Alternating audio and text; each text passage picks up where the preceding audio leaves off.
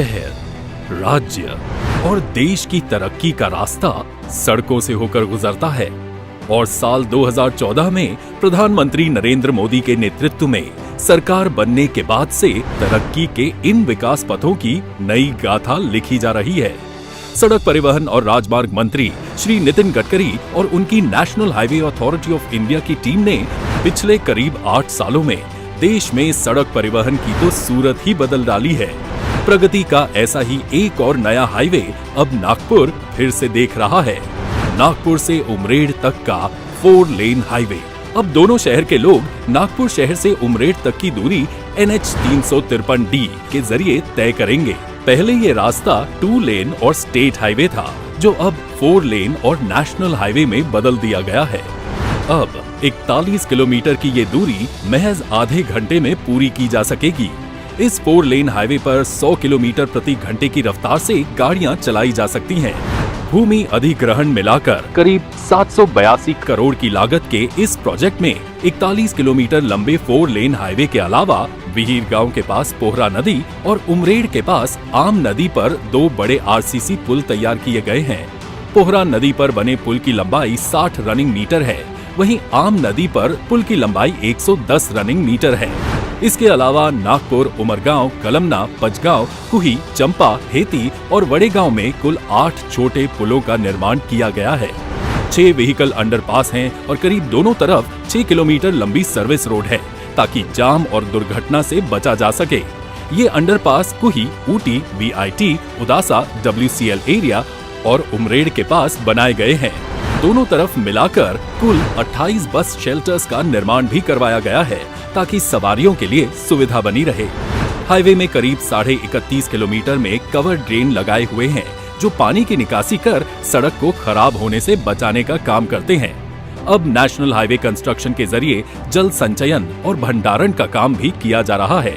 जल भंडारण के लिए हाईवे के किनारे अमृत सरोवर अभियान के तहत गहरे जलाशय बनाए गए। इन जलाशयों से निकाली गई मिट्टी, गाद और बाकी चीजों का इस्तेमाल हाईवे निर्माण में लगने वाली मिट्टी को पूरा करने के लिए किया गया, यानी एक तीर से 2 निशाने। हाईवे में इस्तेमाल होने वाली ये मिट्टी मंगली, हलातगांव, बेलगांव, उकारवाही, वड़ेगांव और पांढरा बोड़ी में बनाए गए जलाशयों से निकाली गई है।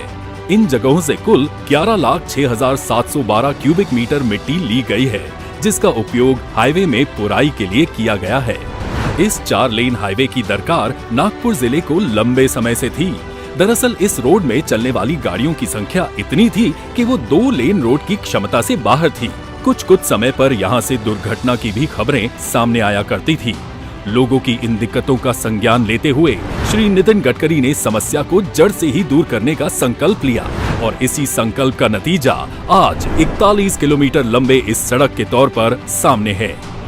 NH 353D नागपुर को उमरेड के साथ साथ भिवापुर, चंद्रपुर जिले के नागभीड़ और ब्रह्मपुरी से जोड़ता है।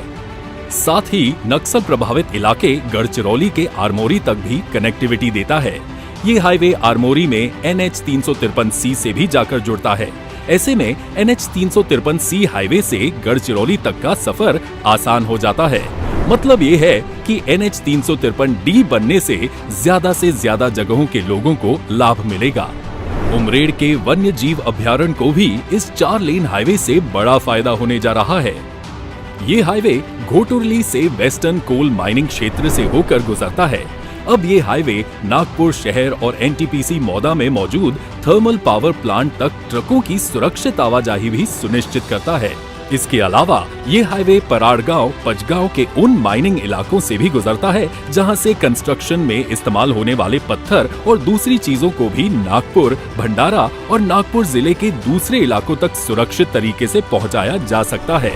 मतलब कि इस एक हाईवे ने नागपुर जिले की एक बड़ी समस्या को दूर करने के साथ ही साथ एक बड़े इलाके को बेहतर कनेक्टिविटी दी है। और जब बात कनेक्टिविटी की हो तो चाहे लोग हो या सड़कें, नितिन गडकरी जी का कोई मुकाबला नहीं।